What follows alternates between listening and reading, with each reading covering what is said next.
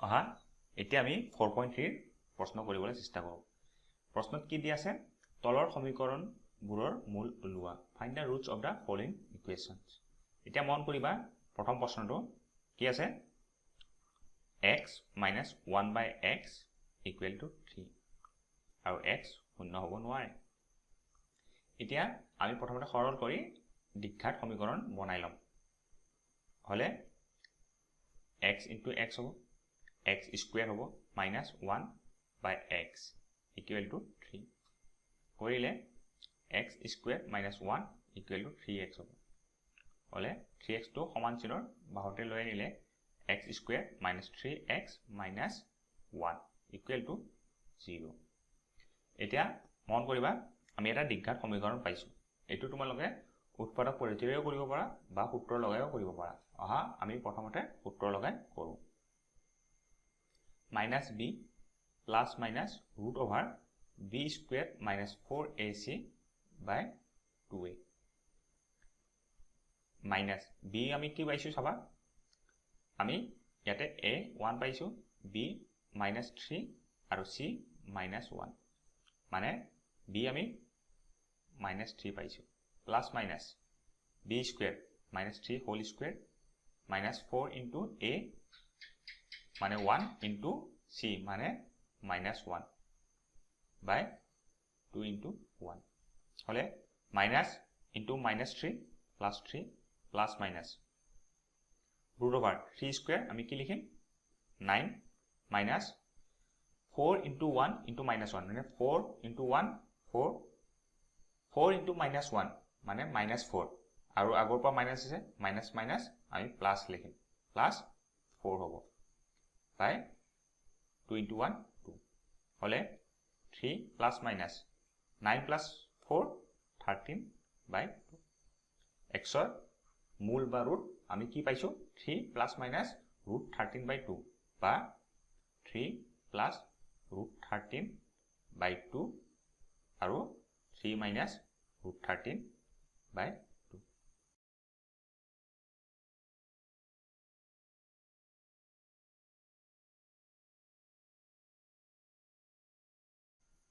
এতিয়া আমি দ্বিতীয় প্ৰশ্নটো কৰিবলৈ চেষ্টা কৰো প্ৰশ্নত কি কোৱা আছে 1 by x plus 4 minus 1 by x minus 7 equal to 11 by 30 দিয়া থাকিলে আমি প্ৰথমতে কি কৰিম LCM উলাম বা x minus 7 into 1 আৰু x plus 4 into 1 কৰিম কৰিলে আমি কি পাওঁ চাও আহা x minus 7 into 1 x minus 7 হ'ব minus x plus 4 into 1 x plus 4 x plus 4 into x minus 7 equal to 11 by 30 হলে x minus 7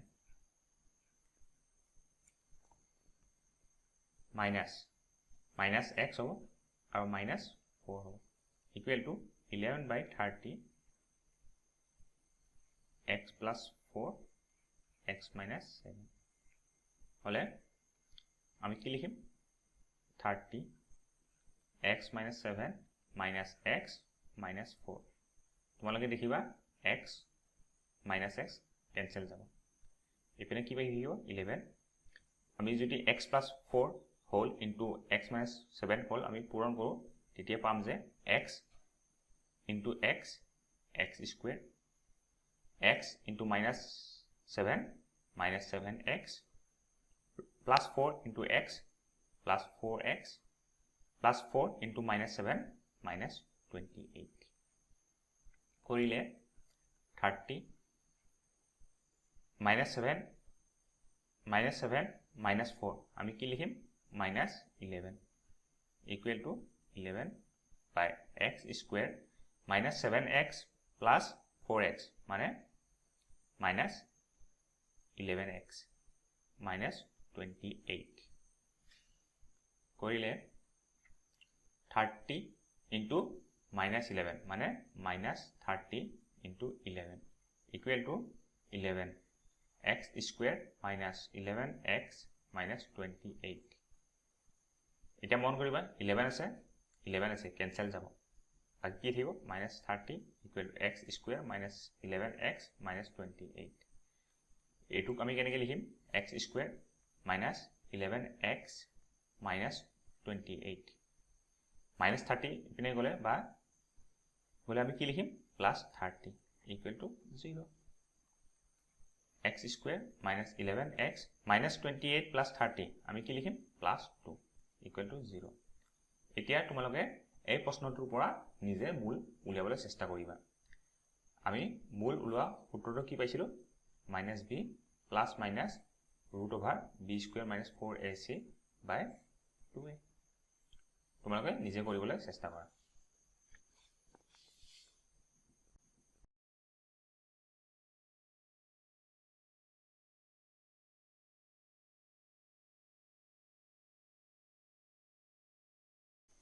এতিয়া আমি তৃতীয় প্ৰশ্নটো কৰিবলৈ চেষ্টা কৰো প্ৰশ্নত কি দিয়া আছে 1 by x minus 1 by x minus 2 equal to 3 এতিয়া আমি দ্বিঘাত সমীকৰণলৈ পৰিৱৰ্তন কৰিম কৰিব হলে x minus 2 into 1 আৰু x into 1 আমি প্ৰথমতে কৰি চালে x minus 2 into 1 কৰিলে x minus 2 পাম minus 1 into x আমি x পাম by x into x minus 2 equal to 3 হলে দেখা পাব যে x minus 2 minus x মানে x minus x cancel যাব বাকি কি থাকিব minus 2 equal to 3 into x into x x square x into minus 2 minus 2x হলে আমি কি লিখিব পাৰো minus 2 equal to 3x square minus 3 into 2x মানে 6x equal to 3x square minus 6x minus 2 আছে ইপিনে গলে plus 2 হ'ব equal to 0 ইয়াৰ পৰা মন কৰিবা a equal to 3 আছে b equal to minus 6 আছে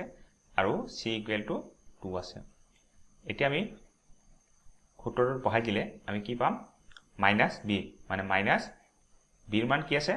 minus 6 plus minus minus 6 whole square minus 4 into a মানে 3 into